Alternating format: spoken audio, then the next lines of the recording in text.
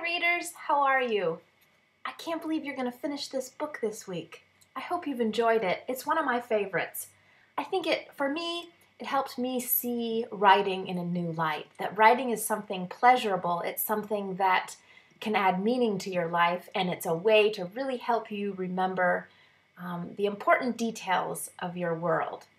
So, I thought for this video, I would share something special with you.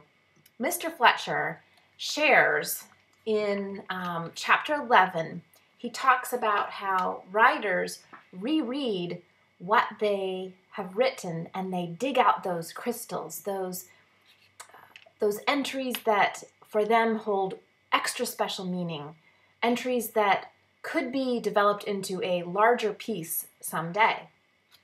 On page 123, he talks about how he was writing about twilight, and he says he wrote, "Morning twilight begins to erase the blackboard of stars." He's going back into his notebook and he sees this, and he says, "Nice. This sentence had a certain ring when I first wrote it down. Now, months later, the idea of erasing the blackboard of stars still sounded fresh and new. I've always been fascinated by dawn and dusk, the most mysterious times of day."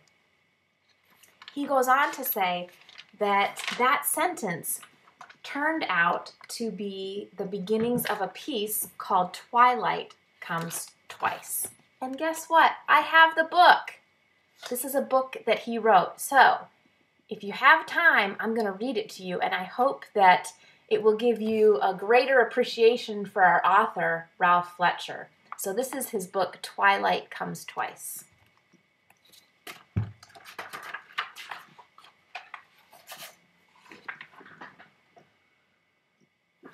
Twice each day, a crack opens between night and day.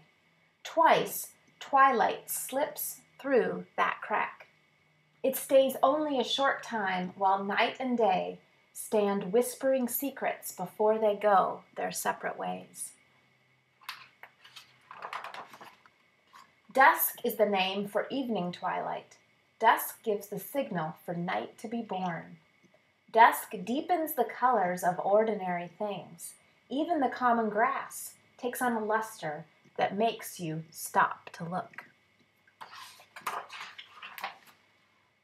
In the summer, dusk hisses on the sprinklers. It flushes out millions of mosquitoes and armies of bats to eat them. Fireflies appear, swimming through the air, writing bright messages in secret code. Slowly, dusk pours the syrup of darkness into the forest. Crows gather in the trees for last-minute gossip before nightfall. In the park, dusk will let the kids finish if they hurry. The Little League game on the baseball diamond. Two fishermen stand at the edge of a lake, casting far out into the fading light. Street lights flicker on in the deepening dusk. Trains bring people home, hungry and tired from work. Dusk prepares for the great celebration of night. It sets the table carefully, Venus, a few stars, perhaps a crescent moon. When the sky is full and singing with stars, you know that twilight has given way to true night. In the early morning, a pale twilight touches the edge of the sky. It is called dawn. Dawn is like a seed that will grow into daylight. With invisible arms, dawn erases the stars from the blackboard of night. There's our sentence! Soon, just the moon and a few stars remain. Dawn picks bits of dark from between the blades of grass in your backyard. No job is too small.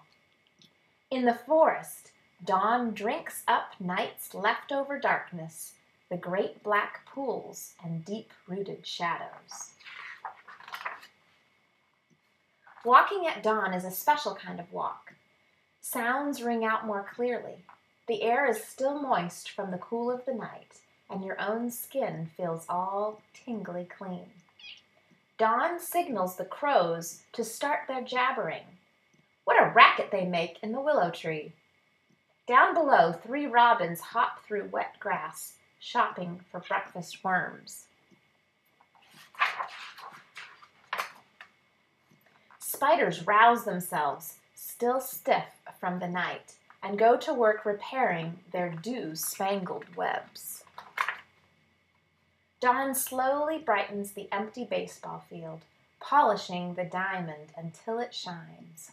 At the lake, a boy sits quietly, trying not to disturb fish coming up to feed. Streetlights flicker off. A delivery truck leaves a bundle of newspapers on the sidewalk. Outside the bakery, the smell of donuts makes your stomach rumble and growl. As you set your table for breakfast, dawn sets its own table with light that ushers in a brand new day. Isn't that great? I hope you enjoyed it, and I hope that this helps you to appreciate Mr. Fletcher and his great insight into writing. Have a good day. Bye.